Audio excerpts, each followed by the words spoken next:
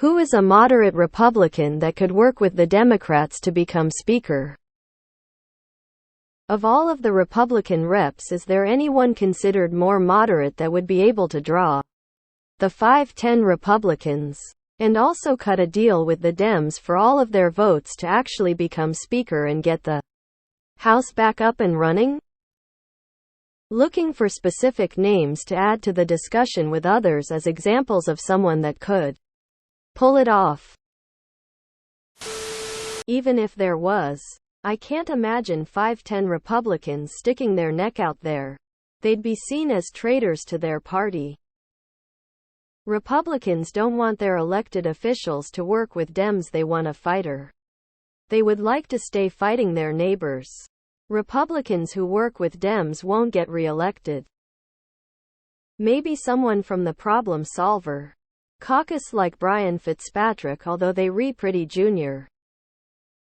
There is no Easter Bunny, there is no Tooth Fairy, and there are no moderate Republicans.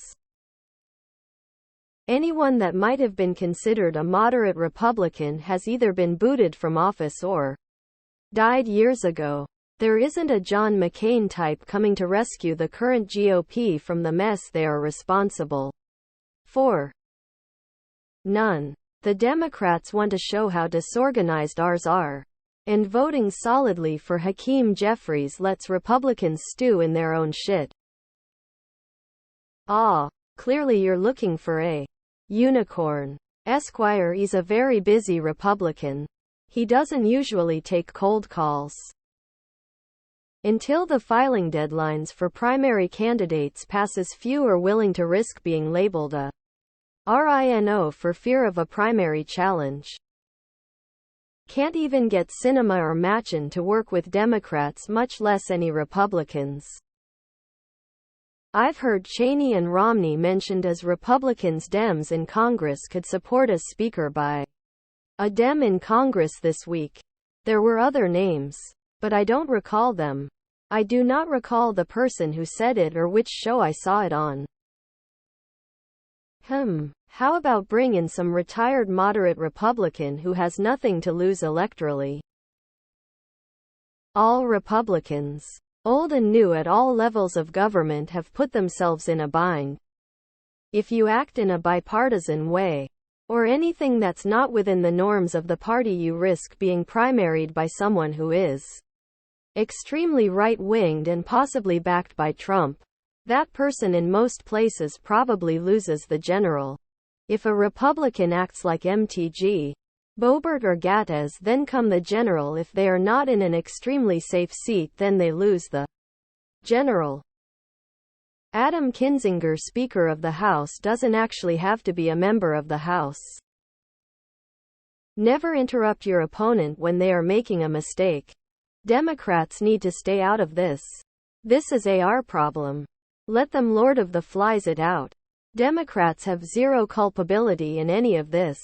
Ours are doing just fine destroying their chances next fall. This keeps up another few weeks, Dems could expand their majority in the Senate. Better yet, maybe some Republicans should vote with Democrats to make Hakeem Jeffries Speaker. There's no scenario where Dems vote for a Republican Speaker. There's relatively nothing to be gained versus standing strong as a bloc while the Rs flail around and look increasingly incompetent. They get to campaign now again Kevin McCarthy's ridiculous and humbling tenure as Speaker. And the fact that Rs think Jim Jordan is Speaker material. Every further step into the abyss is fodder for Dems to run on. I feel at this point it should be a moderate Democrat that gets the speakership with support of moderate Republicans. I would like to nominate Arnold Schwarzenegger, but he can't be president, so it would solve one problem and create a different one.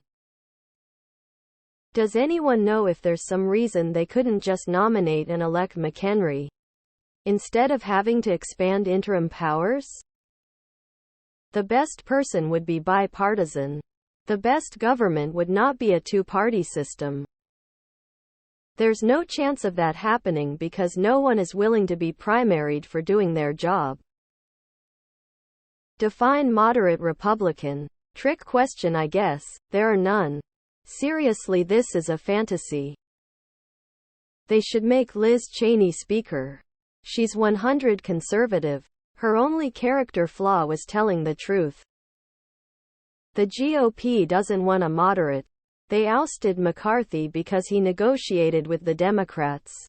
The MAGA faction is what's holding a selection for Speaker because they want an extremist in that position, but they don't have the numbers, so they are a holdout. Liz Cheney would be great. She was kind of born for that role. But I think she was voted out. Crazy how Democrats aren't willing to work with Republicans when they are in charge. Only when they think they can get power. Lisa Murkowski. Not a representative, but she won as a write-in, so could probably say no thanks to any further party backing and still keep the office. Plus, AK would really benefit from the move. The Republicans who did this would be ostracized. Nearly everyone considering this wants to be re-elected. McCarthy's undoing left the party in shambles. He really should have declared all-out war against the likes of Matt Gaetz to hold on to the speakership. Will both sides cave in? If a moderate congressman brave enough just to declare themselves independent stepped forward for next year, it might be an idea that gains some steam. But you gotta still get 49-50 of each party. And who wants the job under these circumstances? If they want to stay in office, they definitely don't say they are moderate. What are the chances that 10 moderate Republicans had enough want to help the country just a bit, and will vote for a Democrat speaker? It's not a question of moderate or not. It's a question of, is there a Republican who is willing to make promises to the Democrats and can be trusted to keep those promises? What promises need to be made? Democrats would support Matt Gaetz himself if, for example, he agreed to give them the power to bring their own bills to a floor vote and there was some way to ensure follow-through. I believe there are enough Democrats who understand that they are not the minority party. Put up a non-extremist candidate and they will get the votes to get back to work. When I say extremist, I mean someone who isn't in the Freedom Caucus.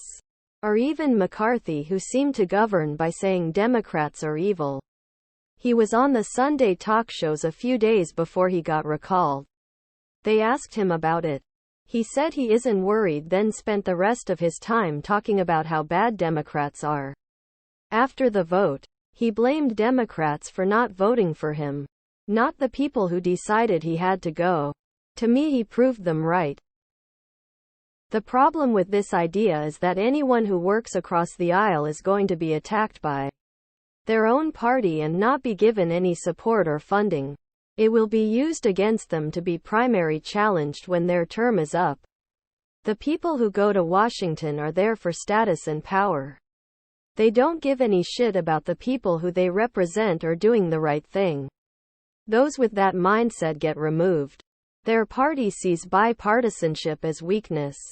The larger issue is a fringe of that party is who forces this and the others are too afraid to risk it. What's tricky is that there are good moderate governors that could probably win over both factions. I'm thinking people like Maryland's former governor Larry Hogan, or Ma's former governor, Charlie Baker. But Dems can't be seen promoting anyone that could be a future GOP candidate to such a position. So, I think a very old former Republican governor would be a good idea. John Boehner would have been a really good fit as well. But they broke that man and he's done with them.